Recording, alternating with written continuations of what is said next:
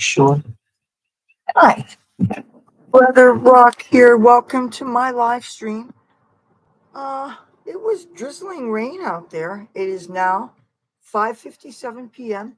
and the place where I want to play will be the place I played yesterday, which is right next to Boardwalk Hall because there's some entertainment going on at the stage.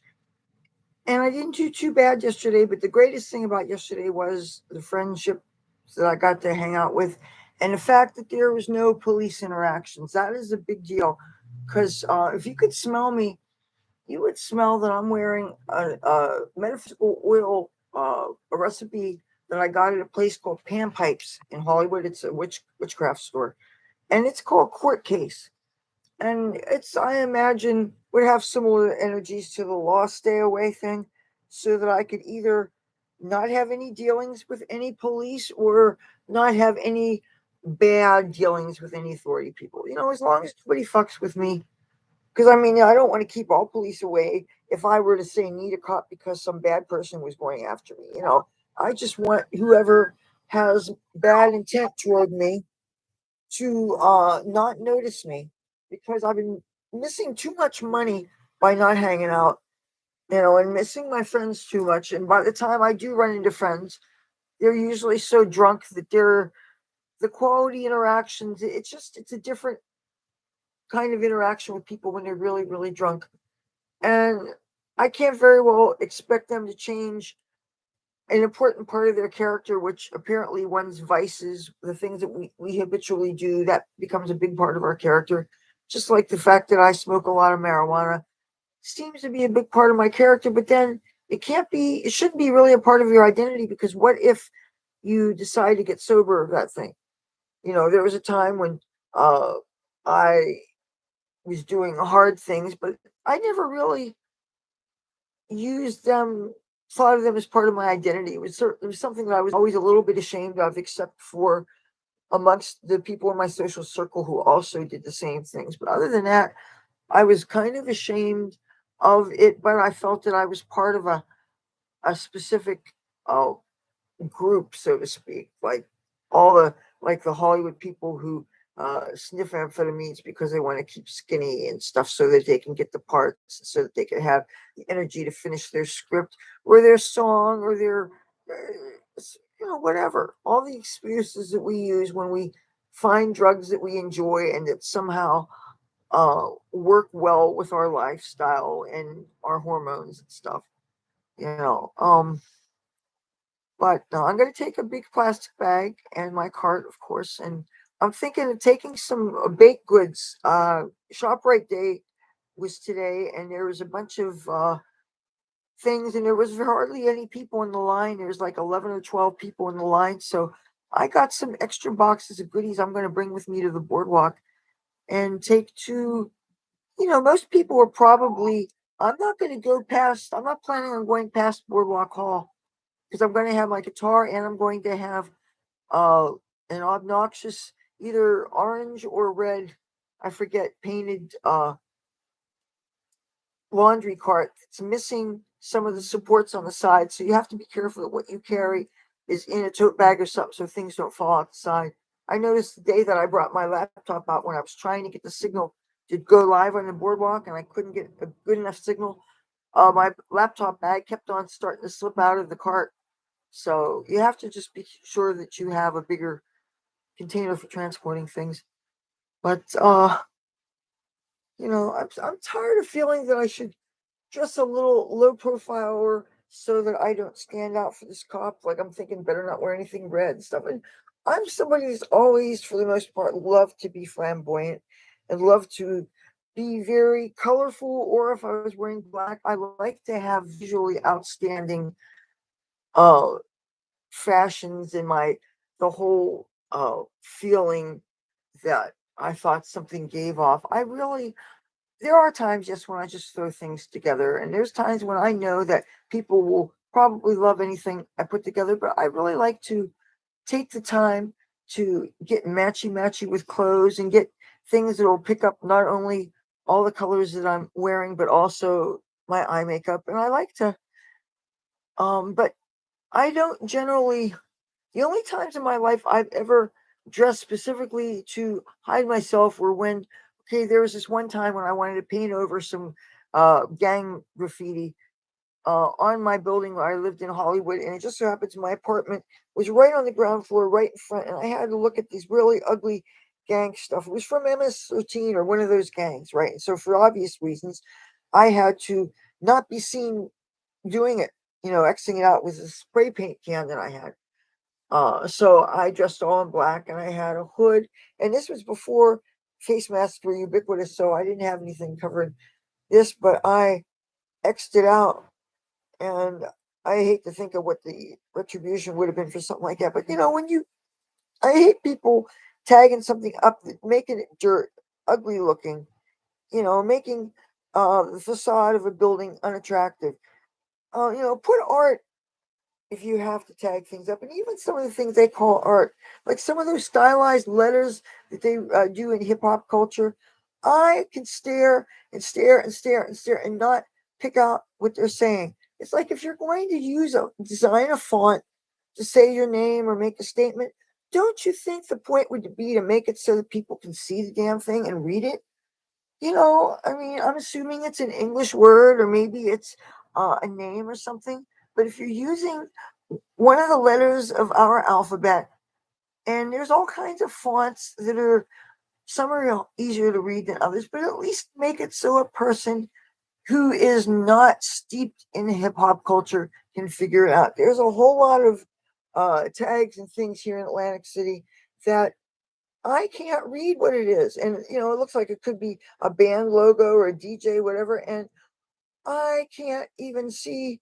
It really is frustrating. And I don't want to stop a random person of a certain demographic, unlike mine, just to ask them to decipher it. What if their attitude is that I'm racially profiling them because I assume that just because he's black, he might be able to show me what this painting is or what this thing is. I don't want to treat them like that. I don't want to, any more than when certain people in Los Angeles used to automatically call me a punk rocker. There was this cop who was as cool as I could perceive cops to be for the time I was.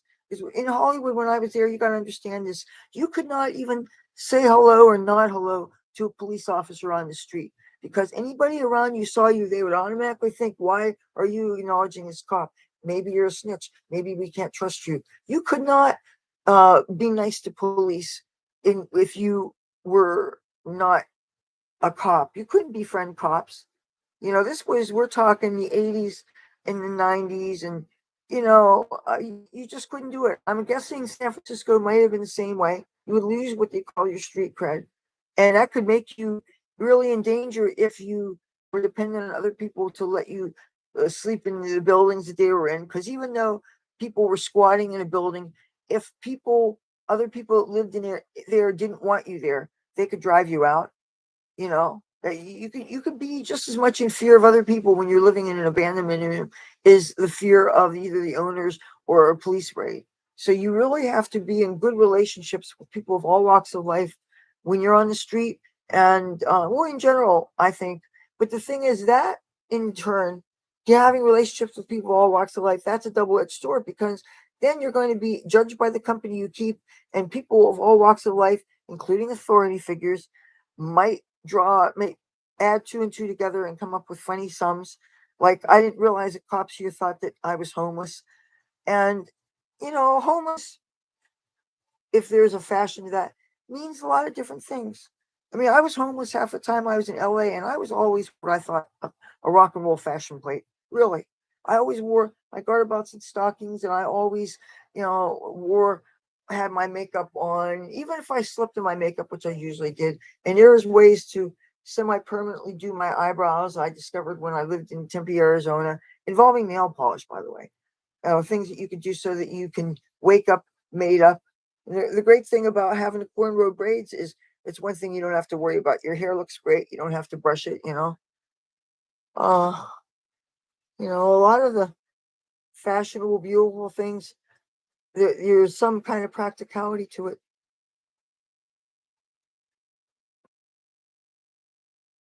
Just untangling this. It is now 6:07. There's something else I wanted to talk to you about, and now I forget because I've been smoking a lot of weed today. I got this weed. It's kind of crappy. It doesn't taste very good. It looks really atrocious. But it's not. It doesn't not have any THC in it. You know, it smells kind of. It smells like you're smoking roach weed that was wrapped in a blunt. But you know how you take the blunt wrapper off so you don't get any tobacco, and you're hoping that you don't have any remnants of tobacco because tobacco affects the taste of the weed. But you're hoping all the resonation from the fact that it's a roach. You're hoping that makes up for the fact that there's tobacco and nicotine in it. Sometimes I worry about the fact that when you're smoking weed, you know how you're drawing real long, hard hits. And I got really power lungs.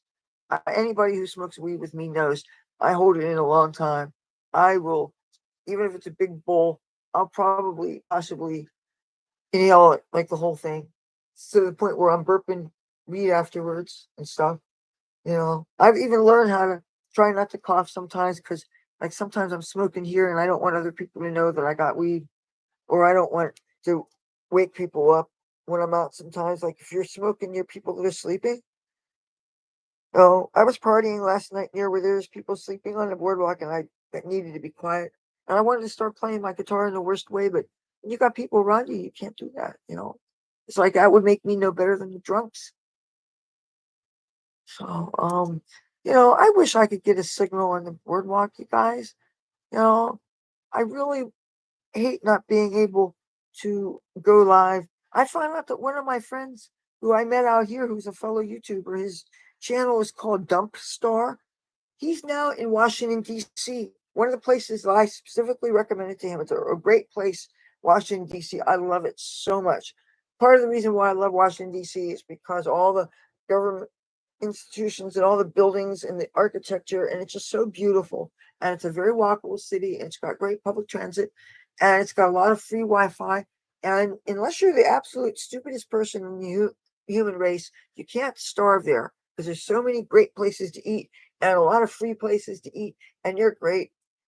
And there's programs to get homeless people off the streets, and there's places where you can pitch tents, and there's just so much groovy stuff about Washington.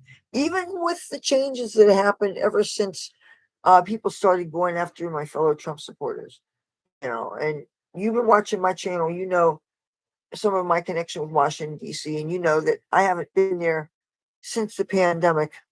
But I have a lot of friends there. Well, not a lot, but I have a number of friends there, and I love it a lot. And oh boy, oh man, I wish I knew that there's a place that had a good enough single signal. Probably the places with the best signals there, they're really noisy, and I don't want to be near some noisy casino pumping out that crappy pop music. You know. Now, if it was a concert and I was allowed to, but I don't want to like unless it was like that fish music or that country show. But I wasn't really. I couldn't get into the beach concerts this year because once the police harassment started, I didn't have any reason to be out there to feel safe out there. Because what would the point of my being out there without my guitar, seeing my friends and everybody I know in the boardwalk has some kind of money making angle? You got so many people panhandling there, and some are very aggressively so, just coming up to people, bopping into them, asking, "Do you have a dollar? Do you have a cigarette?" I don't think most people appreciate that. And then, of course, then they run takes all their money from them. So by the time they see me, they don't have anything for me.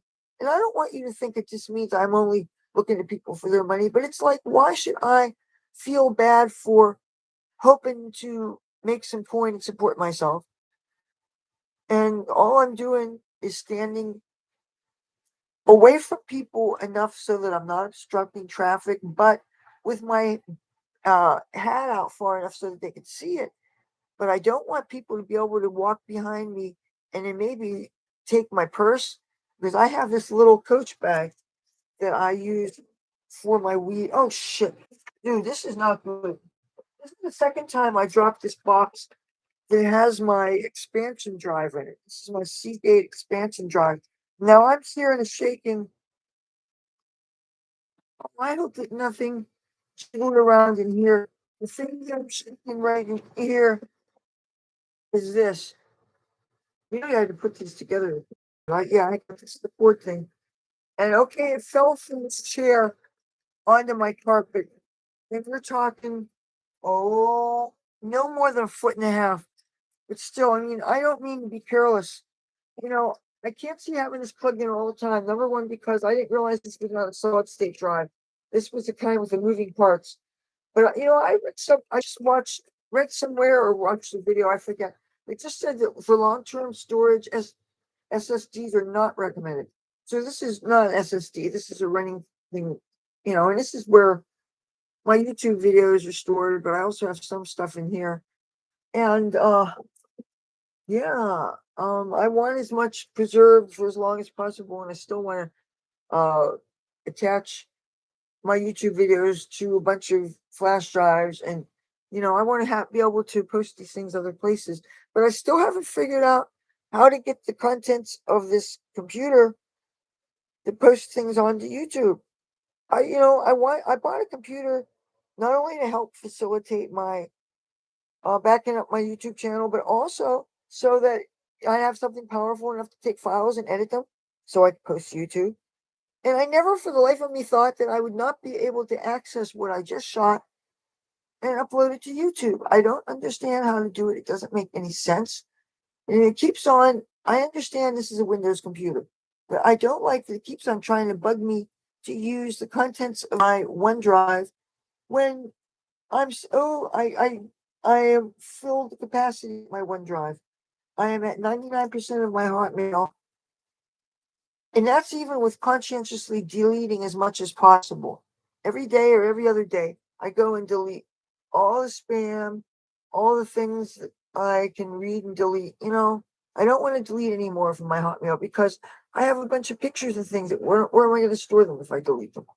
You know, I don't want to store them someplace where the hard drive crashes, they're gone.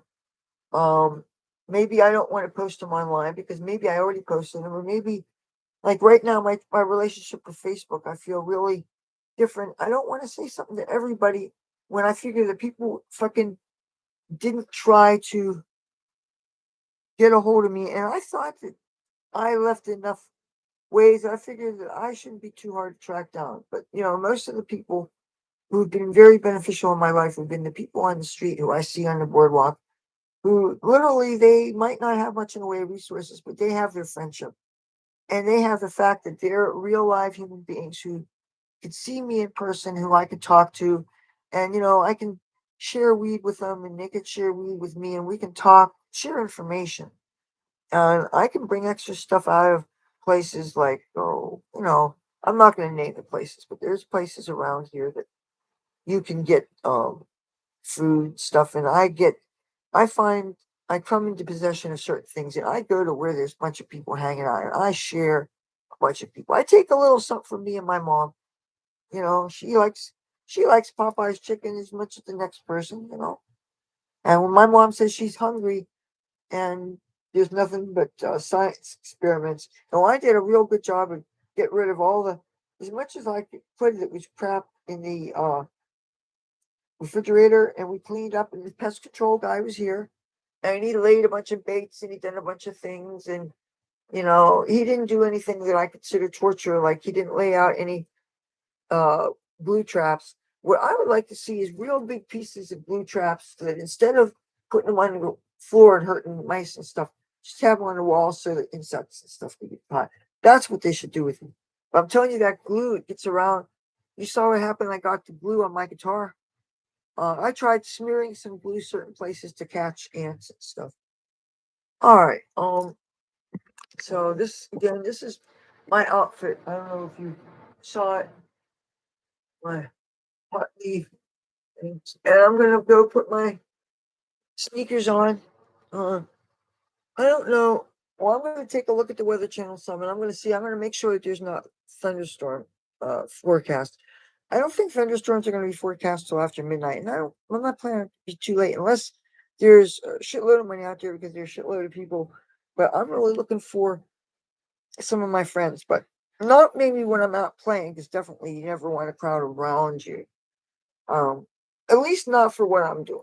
Plus that I think would get me some attention from the cops. Really don't want. Yeah, I would like to distribute some food to my friends. Find this one guy. who I'm looking for that I want to give this beer to. Actually, there's two people that I want to share this beer since I don't drink. One of them is a guy named Sean, and the other guy uh, is a guy named Bob, who also goes by the nickname Cunty Fuck, and he calls me Cunty Fuck. We're like, I think we two are the only two that are going to get the T-shirts with Cunty Fuck on them. But no, it's not an insult. It's a term of endearment. I don't know if those are his favorite words, but those are my two favorite words in English language as far as cuss words go. And not very popular words, apparently. I don't know why, especially women find certain things to be so offensive. It's not meant to be offensive. It's like, yes, I have a cunt, and yes, I can be a cunt. So what's the problem? And the word fuck, I'm sorry, it's a very useful word, just like shit, you know? But and it's hard for me to get out of the habit of using these words. And I know my mother hates them, just like she doesn't like burping, especially at the dinner table. But things happen. And the funny thing is, the things that piss some people off, other people find amusing.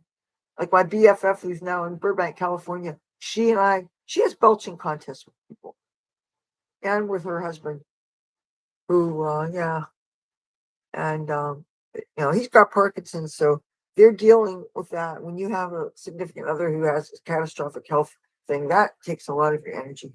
Oh, I did something kind of stupid. I finally got back into my Facebook, you guys, but because I didn't get a password reset, I still don't know what my Facebook password is. And the thing is, I'm not making any public statements because I still feel like a whole lot of people just didn't seem to notice that I dropped off the face of the earth and nobody made any comments. And I feel like saying fuck you to a whole bunch of people. But the thing is, that said, I'm sure a lot of people never had my landline number. And plus, I'm not a phone call person anyway. I really don't feel comfortable on the phone.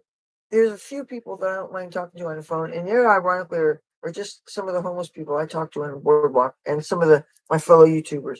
But other than that, I assume people have normal job or they're watching a sports thing or they're tuning in somebody's guitar or whatever. And I respect people's time. Just like half the time, most of the time when the phone is for me, I rather not be talking on the phone. Maybe I'm making a YouTube video, or maybe I'm watching before 90 days, or maybe I'm watching the Bachelorette or the Bachelor.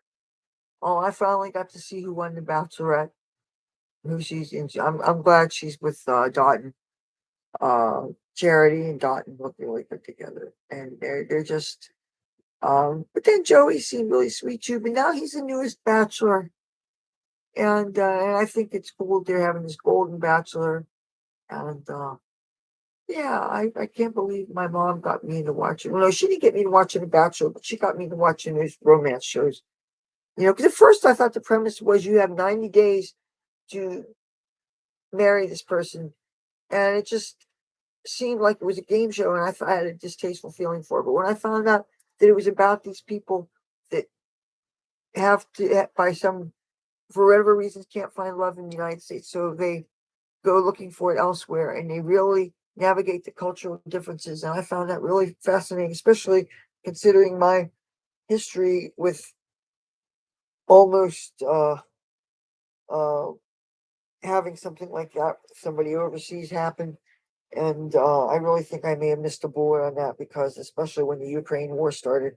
And well, yeah, I don't know if I ever told the story. Maybe someday I will. It's like only half my story to tell, and a when the got away story really kind of I don't think is necessarily worth telling. The only thing that's interesting is it has certain things of historical value pertaining to current wars and stuff, but it also kind of, I don't know. I don't see the point. All right, I'm trying to see the ground looks wet now. I'm going to stick my hand outside.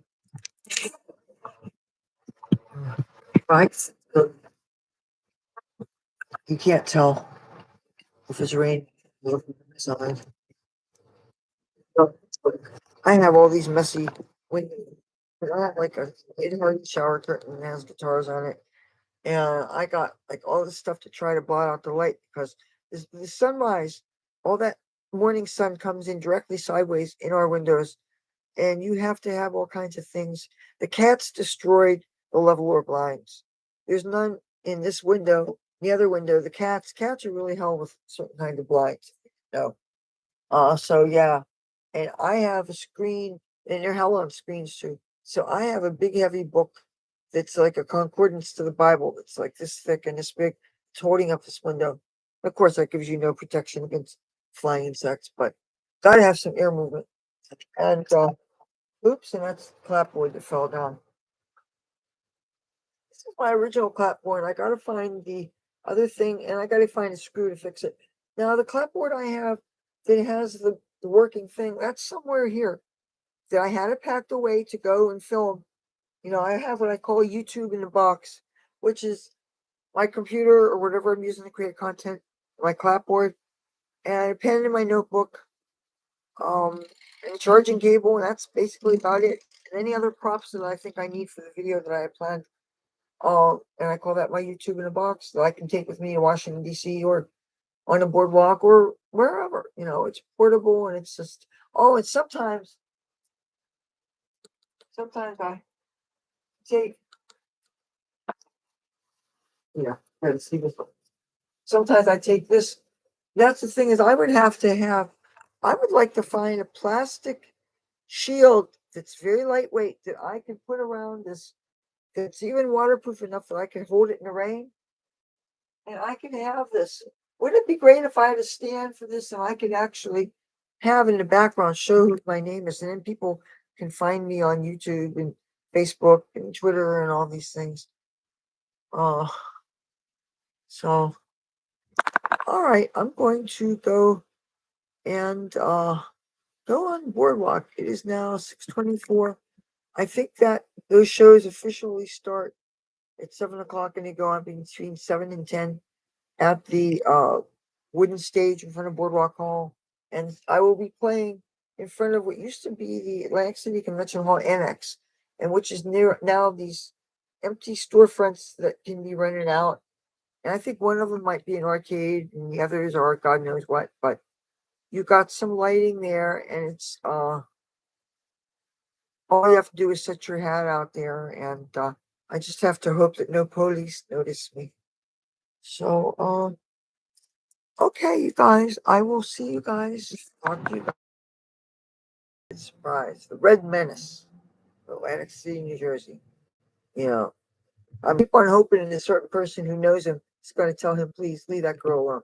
I'm harmless, seriously harmless, but I'm tired of being fucked with. A whole lot of people are tired of being fucked with. See, this is the point. Americans are free, or we're supposed to be free, or in theory, we're free. People are tired of being fucked with. If you're in a legal weed state, people are tired of still being discriminated against. You know, if you're not hurting anybody, you deserve to be able to do things in peace. I'm gonna go out with my guitar, with 5 strings, because I still don't have a damn G string. Thank you, Bob Cunty Fuck, for taking the string off. Now I'm gonna go out, play my guitar. I want to make some money. I want to smoke weed. I want to share this crappy smelling weed with my friends. I only have a little bit, but you know what? I want to be generous. And if anybody wants to come here, I'll give you that beer. 'Cause I don't drink alcohol. And one of my new songs is called Squirrels and Bums. It's a kind of bullshit song, but I hope it doesn't offend anybody. I mean, the squirrels won't be offended, but I don't want my friends to think that I'm demeaning them by calling any of them bums. I use the term, I include myself in that, because I have a kinship with people that like outdoor parties and like to move around and be free and live wherever and not have the constraints of boring 9 to 5 jobs. And a lot of my friends don't like to be behind the constraints of walls and stuff. I don't necessarily understand that because I like walls and roofs and keys, but I don't like a lot of the rules that society expects of us, the conditions that the housing is. So many of the shelters, you know, you have curfews and you have to submit to your analysis tests, you can't get high, and it's like, at least let me smoke weed. You know, I was in places where didn't do much in the way of shelters when I anywhere except in San Francisco. And the thing that was sucked about curfews, always, you had to get in no later than 9 o'clock, which meant you couldn't go to nightclubs, and it kicked you out early morning after breakfast. And there was a time or two when the lady that slung the breakfast told me to go back and put more clothes on because I wasn't dressed enough for breakfast. And it's like I was wearing a negligee kind of gothic looking thing that looked like my typical mini dresses, with I look the same. I've had the same image for a long time because it suits me. Unless it's very rare that I feel that I have to deliberately hide it. Like, okay, if I'm going to a place to eat a free meal and it's mostly homeless people, and I'm not homeless, but I'm just poor, I might tone down some things just so I don't look like I'm too prosperous. Like I do sometimes some places here because I don't want to look like, and also I also don't want to give people on the outside the idea that homeless people necessarily always look eccentric and colorful, because that perpetuates the stereotype that I'm homeless when I'm not homeless. I mean, I can't help it that some of the nicest friends I know are on the streets, or they're living a gypsy lifestyle or something, or they're living out of a suitcase, or they're camping out, but every now and then they get a hotel room because they like to shower. Because let's face it, you smell better after a shower, you know. Uh, but I know that I can hang out with whoever, but I could, if I had a choice between only hanging out on the internet or going outside and hanging out with real people, I would probably, I go out where the people are more friendly. And if that happens to be my homeless brothers and sisters, and so be it. And they seem to care for me a lot more than a lot of the people on the internet, with the exception of some of the people I talk to on my YouTube channel, because at least if people are on my videos, for the most part, they're there because they want to be there. And they're there because they like me for whatever reason, except for the trolls, you know. And I, once I find out that somebody's harassing me, I do the blocking and the reporting thing so that I can have a smooth experience. But other than that, I don't censor things unless it's things that are the same stuff that YouTube's messing with me about. But you know, you all just have to talk in code about that stuff. Like I would love to do a live stream just about thoughts on the debates last night that I actually DVR'd and watched just before I went to bed. And I think I may have fallen asleep through some of it actually. You know, one thing that I am happy about my break from social media otherwise is being stuck listening to other people's interpretations of the news. And it's kind of just like when instead of just the straight news, you get all these pundits you hear from on TV. And so part of their opinions ends up becoming your opinions through osmosis, unless it's things that you definitely already know you disagree with. Like whenever I'm watching Fox News say, and the guys all talk about how they're glad that Roe was reversed. And it's so hard to find a pro-choice person on there, especially a pro-choice Republican. And since I'm pro-choice, I'm of course upset about what happened to Roe. And of course I disagree with, turns out every single one of these Republican candidates is against abortion and has these suggestions of very, very early cutoff times. Most of them during during which a woman doesn't even know she's pregnant, and that's not fair. To make it so it times up when she doesn't even know she's pregnant, and what if it's somebody that she absolutely no way Jose would want a child with? You know, lots of ways of lots of non-consensual things go on, and you don't know you're pregnant. No, taking away a person's choice in something that is so fundamental to their future.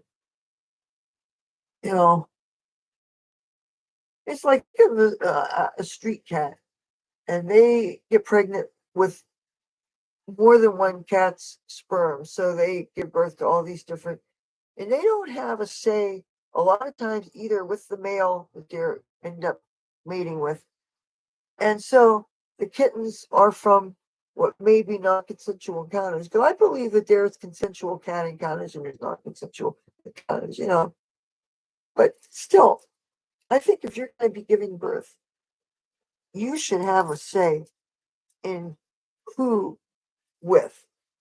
Build a family with who you want to.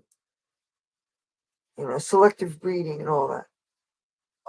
So and it's funny that I am pro-choice with humans, and yet I really hate spay aborting cats.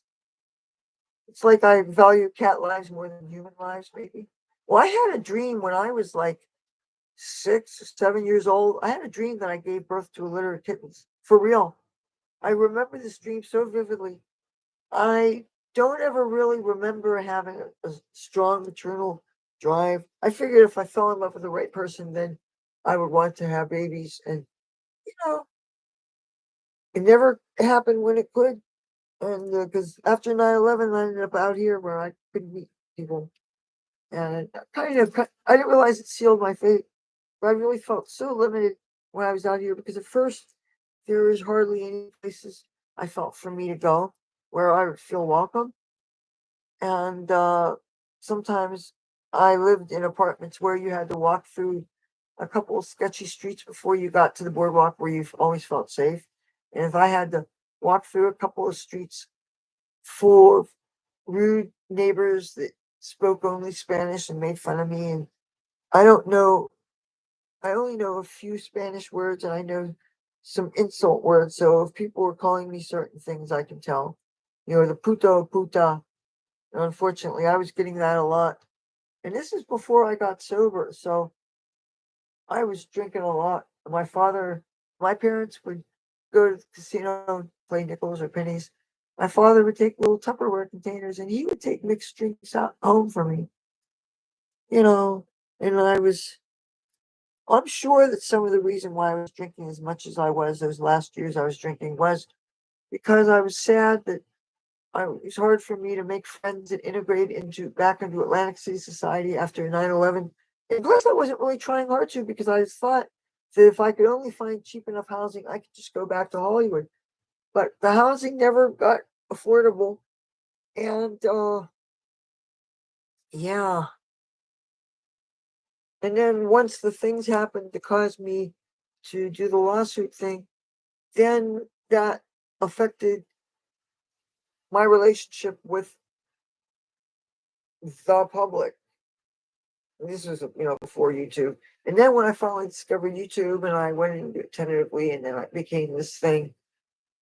And now I still don't know what my future is going to be with YouTube, but I do know that I don't want to lose touch with people. But on the same token, I'm pissed off at a lot of people that I thought I was on more friendly terms with that seems like I know that life goes on, but if they didn't even think to check on me in my darker hours and after I lost that tablet and stuff, I feel like I don't really have anything publicly to say to them. I could say things to everybody here through YouTube, but as far as Facebook goes, I mean, aside from maybe finding a link to the fuck the police thing or some veiled references to my current problems, but again, then that will all of a sudden remind other people that I exist. And then they'll say, "Oh, where were you?" And I don't feel that I owe people if they didn't care enough to ask how I was. I don't feel like I owe tell them to update them on what happened. You know, I just same token. If I'm going to get friends requests from people that I'm meeting through here, then yes, I want to answer them. But now turned out that there's people who you find them on Facebook, but you can't seem to be able to friend them for some reason, and they haven't sent me friend requests, so I don't know how to proceed with that. But okay, I am going to get out to. I'm going to put those nice sneakers on because I'm wearing my slippers kind of shoes. I'm going to go on the boardwalk. It looks like it might be, unless, well, I'm going to check um Weather Channel first. I'm going to make sure that we don't have a thunderstorm headed our way. When I looked at the radar, I saw these wispy clouds. Nothing looked like it was even going to hit us at all. I'm going to take a look at the TV screen now.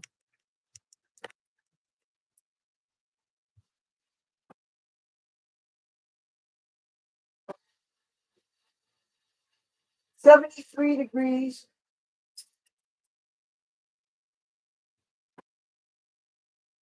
And I don't see any symbol for if there's any kind of precipitation or anything.